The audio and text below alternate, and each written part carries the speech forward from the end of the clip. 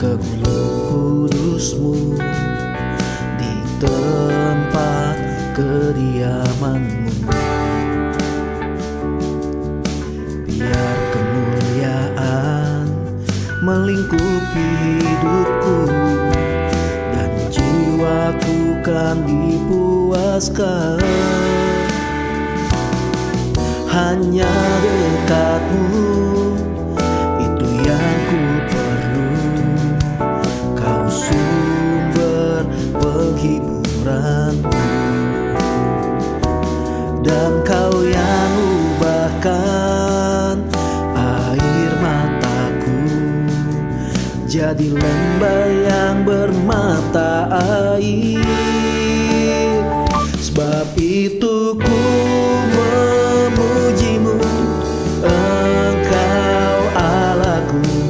Mulutku kan selalu pujimu, dan angkat tangan sembahmu, tinggikan namamu, Yesus, kemuliaan bagimu.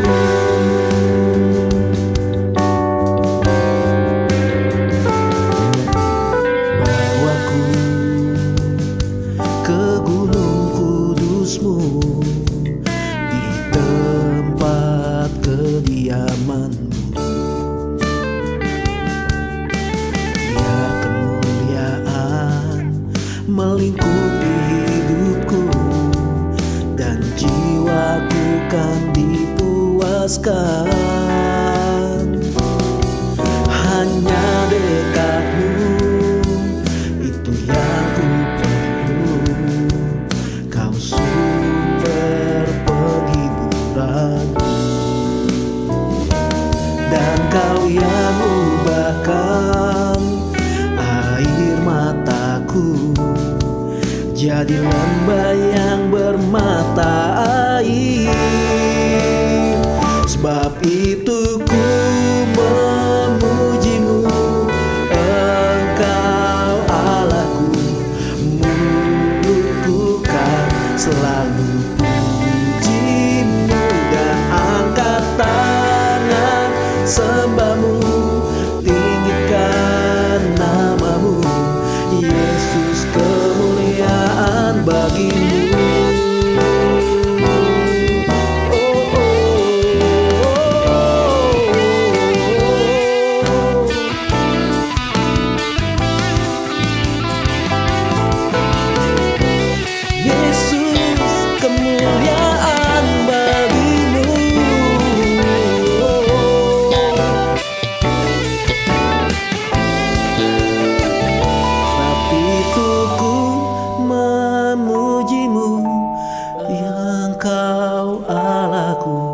Mulutku kan selalu pujimu, dan angkat tangan sembahmu, tinggikan namamu, Yesus, kemuliaan bagimu.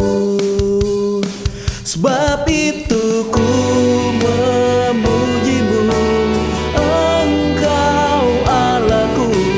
Mulutku kan selalu pujimu, dan angkat tangan sembahmu, tinggikan namamu.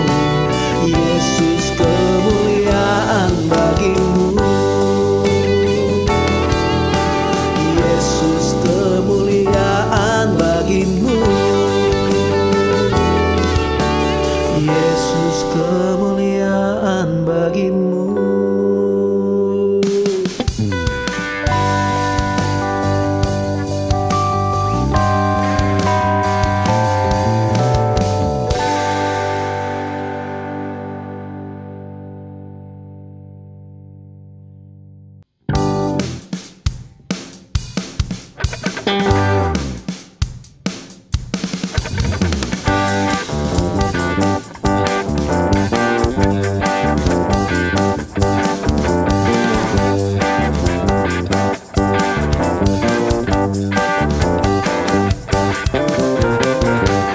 Hari ini, hari yang telah dijadikan Tuhan, mari kita bersuka.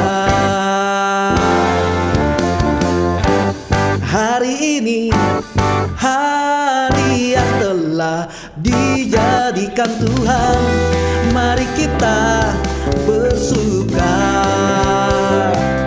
di dalam Tuhan. Bersuka di dalam Tuhan. Bersuka, bersuka dalam Tuhan. Mari bersuka, bersuka citalah. Bersuka, bersuka dalam Tuhan. Sekarang bersuka, bersuka citalah.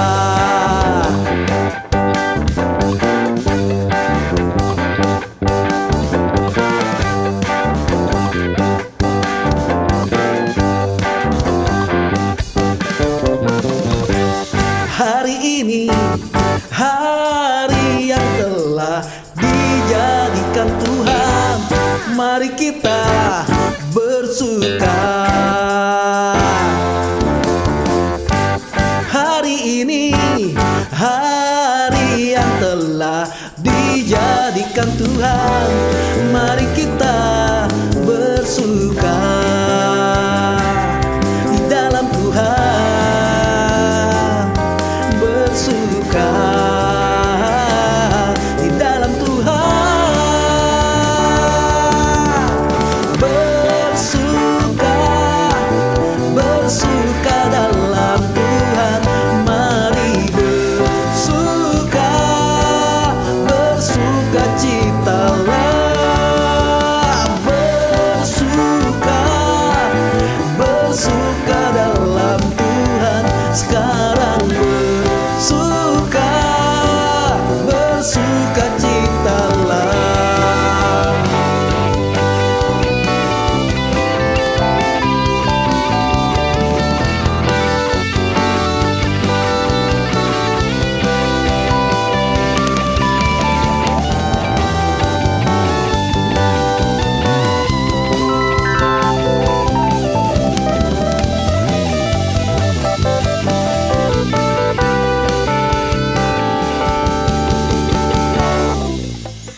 Bersuka, bersuka dalam Tuhan. Mari bersuka, bersuka citalah. Bersuka, bersuka dalam Tuhan. Sekarang bersuka, bersuka citalah. Bersuka, bersuka dalam Tuhan. Mari bersuka, bersuka citalah.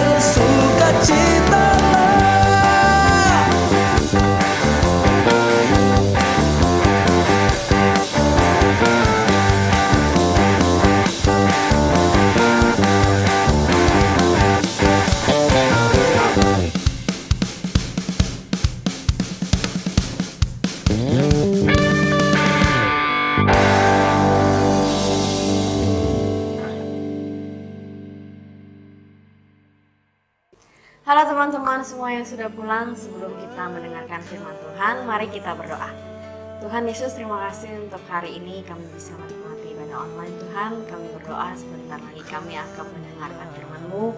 Kami berdoa untuk hamba-Mu yang melayani pada hari ini, biar Kau urapi setiap perkataannya supaya bisa menjadi rema bagi setiap kami. Dalam nama Tuhan Yesus kami berdoa.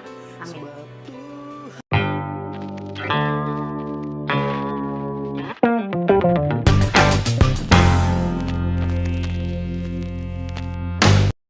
Selamat datang, kembali lagi kita kumpul lagi hari ini untuk beribadah. Dan saya berdoa semua yang nonton ini semuanya masih dalam pemeliharaan Tuhan.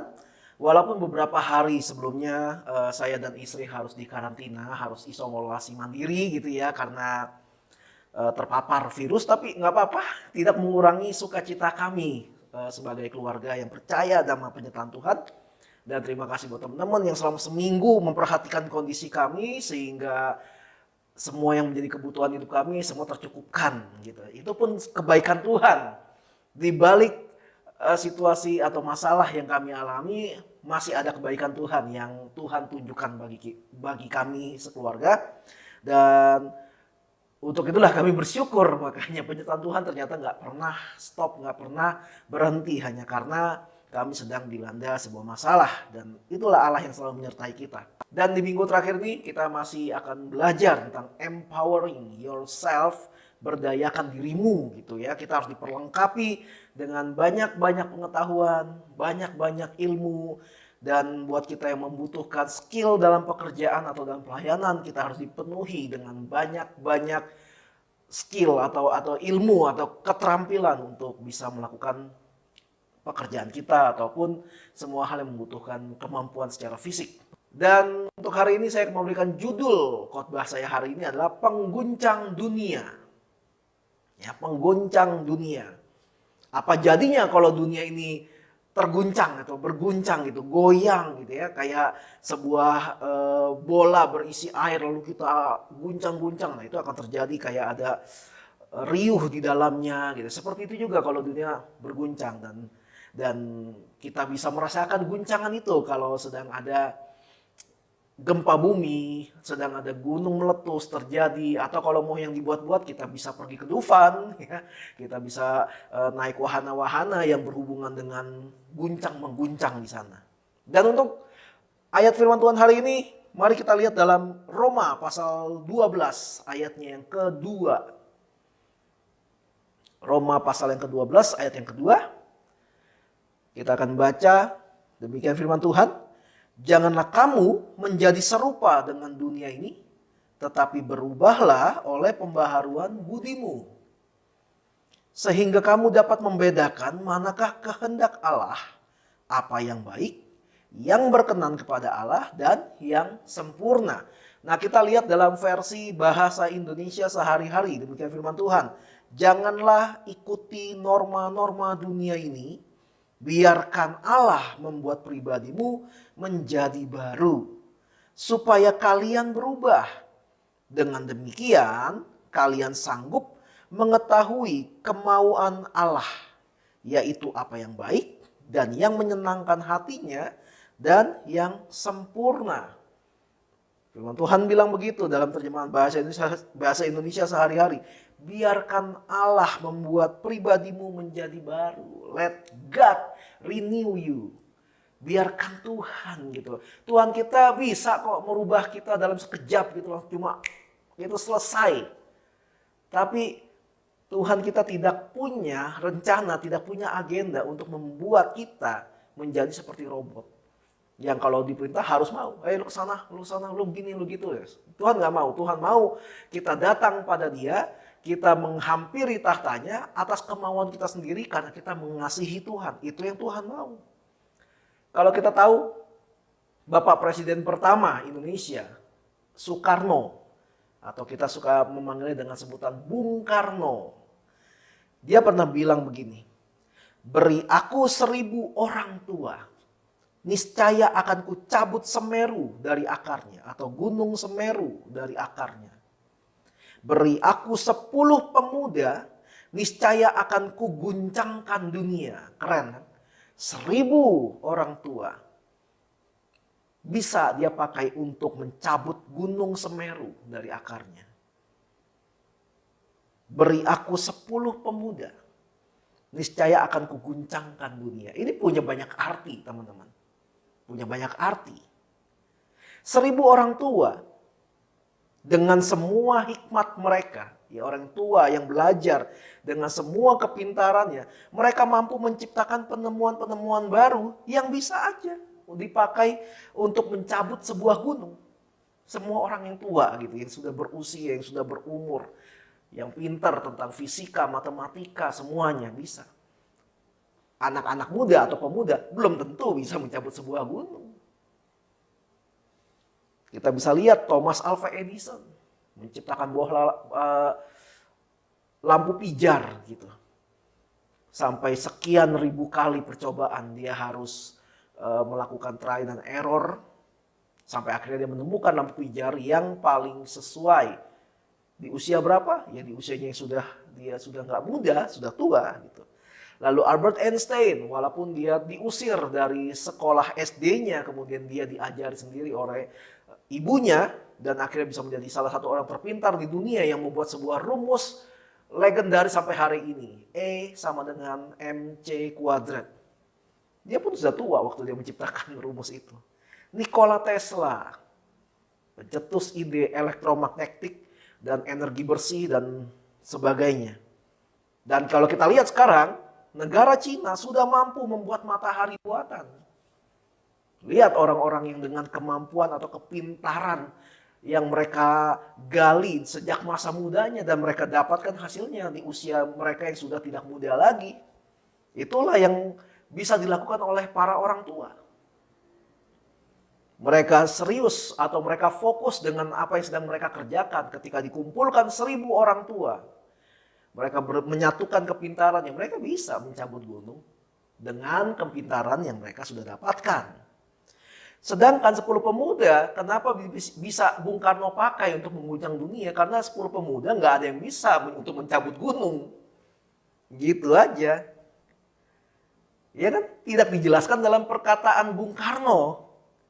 Kalau pemuda ini bisa mencabut gunung dan tidak dijelaskan juga dalam artian apa guncangan yang dimaksud oleh Bung Karno. Dan kita bisa melihat ada banyak pemuda yang mengguncang dunia ini sekarang kan. Gak perlu 10, ada 7 anggota BTS mengguncang dunia sekarang. Dengan lagu-lagunya, dengan dance-nya dan sebagainya. Kita bisa lihat ada Blackpink dengan 5 orang membernya. Itu sudah bisa mengguncang dunia juga gitu. Kalau bisa lihat lagi semua, banyak lagi sebutin artis-artis ada baik yang dari Eropa, dari Amerika, bahkan dari Indonesia juga ada. Siapa dia? Kalian kalau pernah dengar namanya, orang ini baru-baru ini terkenal, namanya Gozali.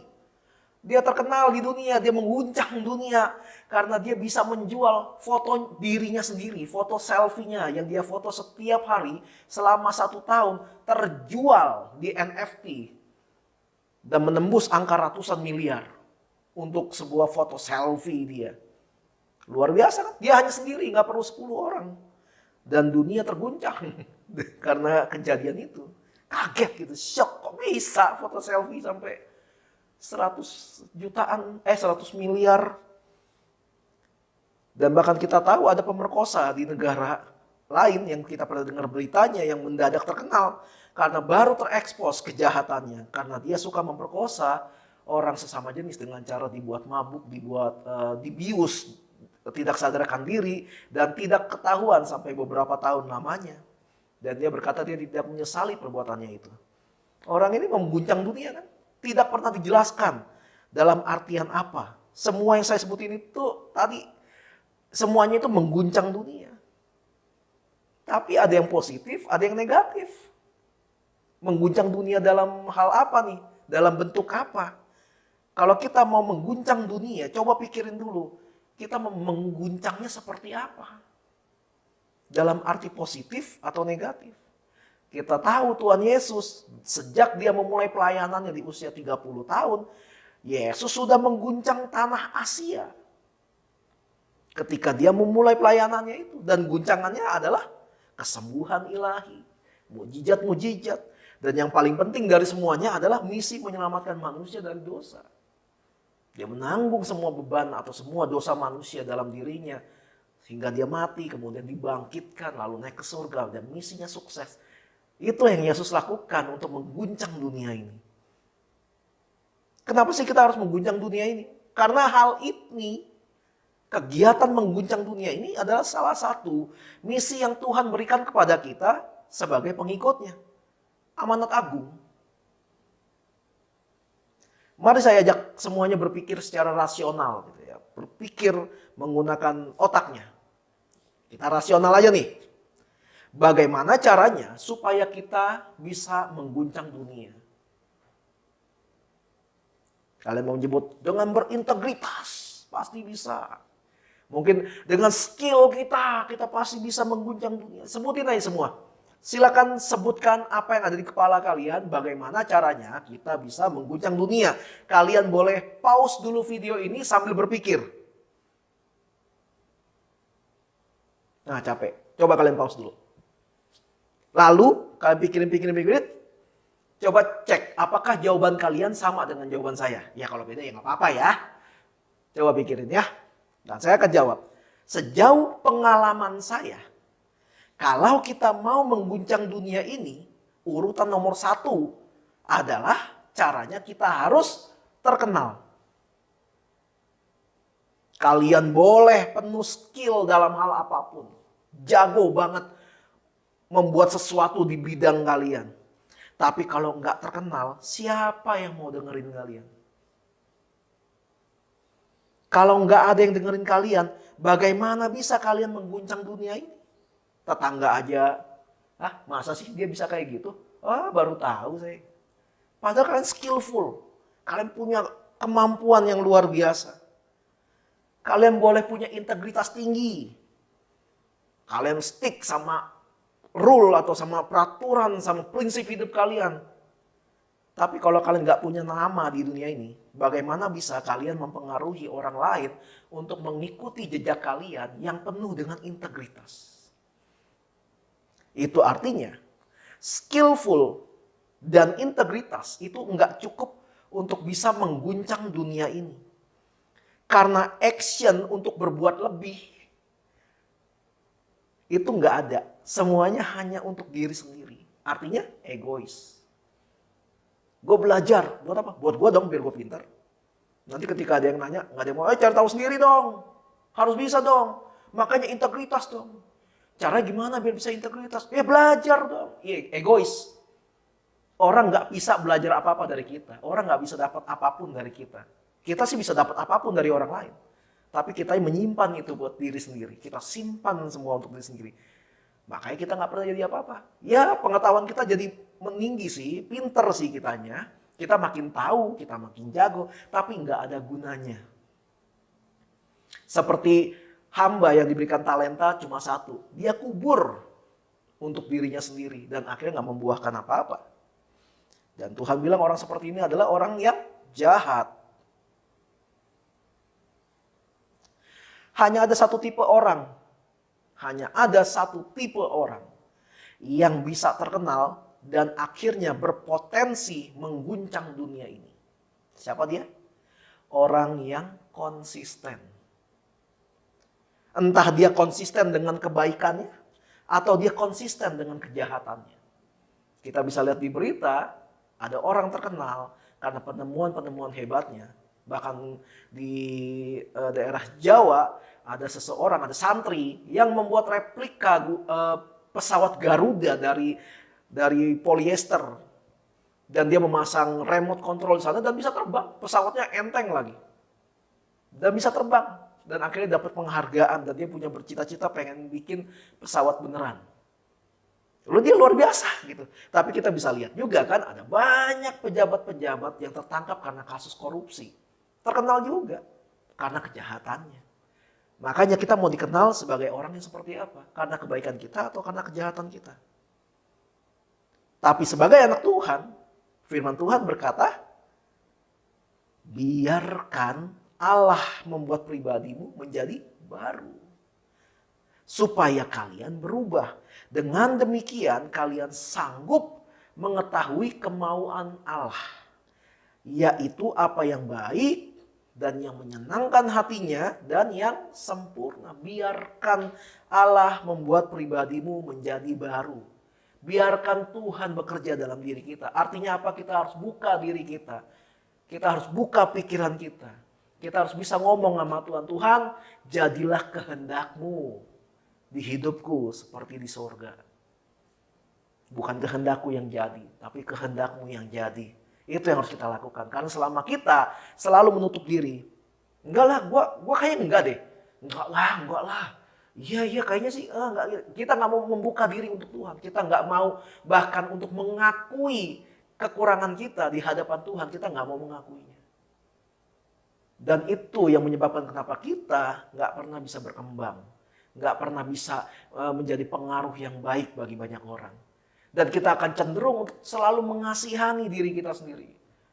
Kita selalu menyalahkan orang lain. Itu yang akan terjadi kalau kita tidak mau membiarkan Tuhan berkarya dalam hidup kita.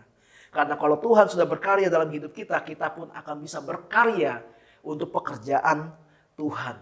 Dan semuanya untuk kembalikan untuk nama Tuhan. Jadi perubahan yang Tuhan mau adalah perubahan yang baik. Metanoia. Perubahan yang menyenangkan hati Tuhan dan yang sempurna. Itu perubahan yang Tuhan mau terjadi dalam diri kita. Jangan pandang rendah dirimu hanya karena kamu merasa dirimu kecil dan hina. Kayak gak ada apa-apanya, kayak kutu, kecil banget. Gak dipandang orang, bahkan keluarga aja gak memandang gua. Jangan pandang dirimu hanya karena kamu merasa dirimu kecil dan hina. COVID itu kecil loh, dia virus loh kecil.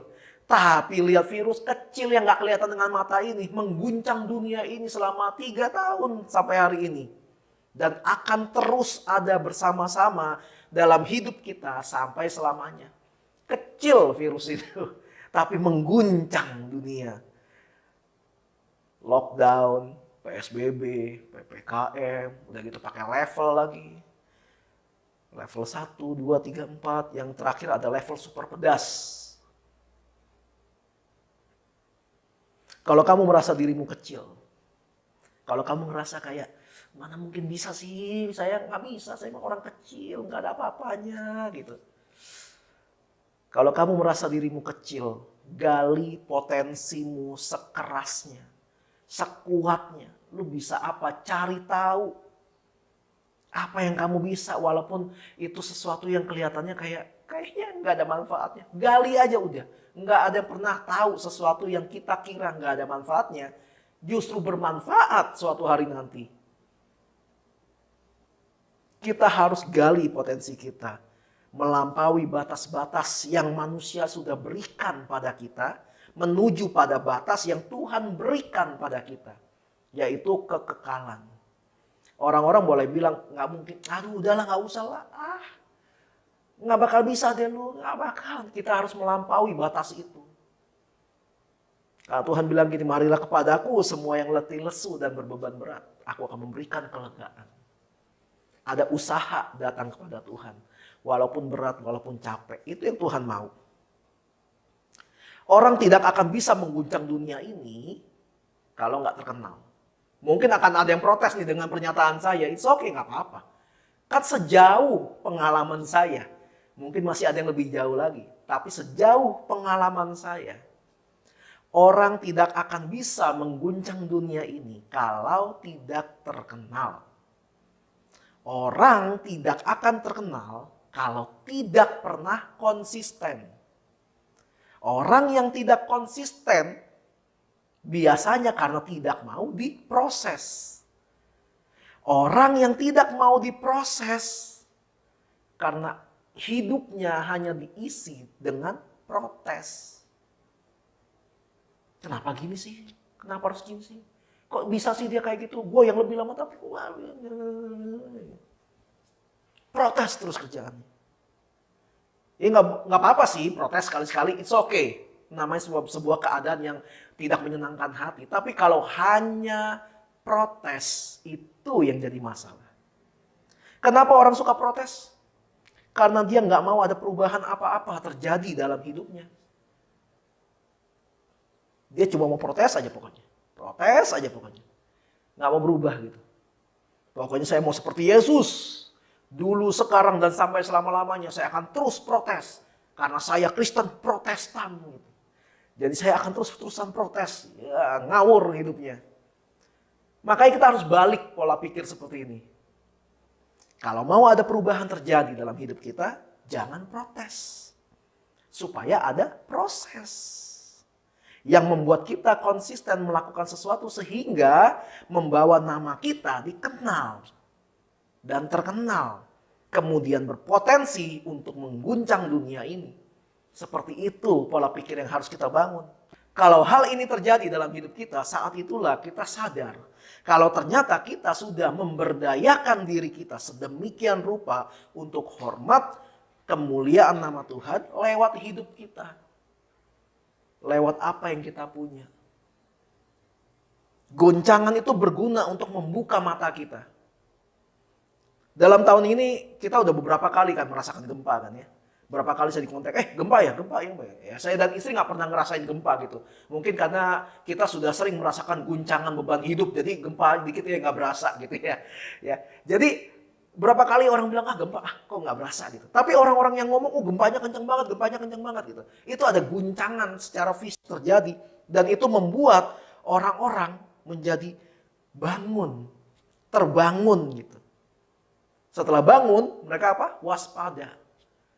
Takut ada gempa susulan, takut ada tsunami, takut ada ini, itu, dan sebagainya. Dan efek yang terjadi dari gempa yang kita rasakan beberapa kali ini, salah satunya ada perubahan iklim yang ekstrim. Nah, guncangan berguna untuk seperti itu. Untuk membuat kita awake, gitu, sadar, terbangun, lalu waspada. Dan kita berpikir, kalau sampai terjadi lagi, gue harus gimana ya? Gue harus ngapain ya? Gue harus kumpulin apa aja ya? Mungkin ada yang sudah mulai mengumpulkan surat-surat rumah, ditaruh dalam satu tas khusus. Jadi kalau sampai terjadi apa-apa, langsung diambil satu tas itu, lalu pergi menyelamatkan dia dan seisi keluarganya. Dia langsung waspada. Gara-gara apa? Guncangan. Guncangan memang tidak otomatis merubah orang. Jadi lebih baik, jadi lebih bagus, jadi lebih hebat. Enggak. Guncangan tidak otomatis merubah seseorang. Tapi guncangan mampu membuat orang jadi waspada dan berpikir. Kalau terjadi lagi gimana ya? Itulah guna dari guncangan. Kita nggak ditugasin Tuhan untuk merubah orang loh. Kita nggak ditugaskan orang untuk mengklaim orang ini, kamu harus begini. Enggak. Kita cukup mengguncang mereka dengan hidup kita. Yang baik tentunya. Hasil yang baik dan yang bisa merubah orang ke arah yang lebih baik juga. Guncangan juga dibutuhkan untuk membangunkan orang dari tidurnya. Agak aneh ketika orang membangunkan orang lain yang tidur hanya dengan, bangun, bangun, kayak kebo tidur, bangun, Besar kemungkinan orang ini akan nggak bangun-bangun. Biasanya apa yang dilakukan? Diguncangkan balik, bangun, ya. Kalau ada yang kasar dilempar pakai air. Guncangan dibutuhkan untuk membangunkan orang dari tidurnya. Orang yang hanya bisa bermimpi tidak akan bisa jadi apa-apa. Yang bisa mengguncang dunia ini hanyalah mereka yang punya mimpi, kemudian bangun dari mimpinya, lalu mengusahakan mimpinya menjadi kenyataan. Jadi jangan mimpi aja. Bangun dari tidurmu, kejar mimpimu. Usahakan sampai terjadi. Jadi jangan kebanyakan tidur teman-teman. Bangun. Guncang dirimu. Guncang sebelahmu. Guncang duniamu. Jadilah pengguncang dunia. Amin. Mari kita mempersiapkan diri untuk perjamuan kudus. Mari kita angkat roti di tangan kanan kita. Demikian firman Tuhan, sebab apa yang telah kuteruskan kepadamu telah aku terima dari Tuhan, yaitu bahwa Tuhan Yesus pada malam waktu ia diserahkan, ia mengambil roti dan sudah itu ia mengucap syukur atasnya, lalu ia memecah-mecahkannya dan berkata, inilah tubuhku yang diserahkan bagi kamu, perbuatlah ini menjadi peringatan akan aku. Dan percaya kalau roti di tangan kita ini adalah lambang persekutuan kita dengan tubuh Kristus, kita makan dalam nama Tuhan Yesus.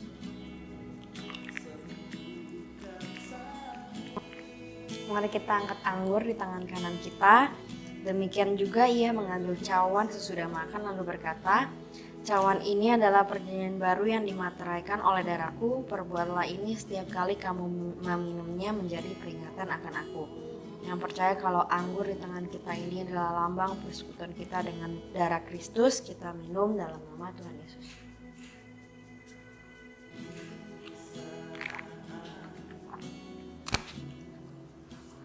Mari anak-anak yang disayang Tuhan, mari kita menyanyikan doa berkat. Tuhan memberkatimu. Tuhan melindungimu. Dia menyinarimu dengan wajahnya dan memberikan kasih karunia. Tuhan menghadapkan wajahnya dan memberi damai sejahtera.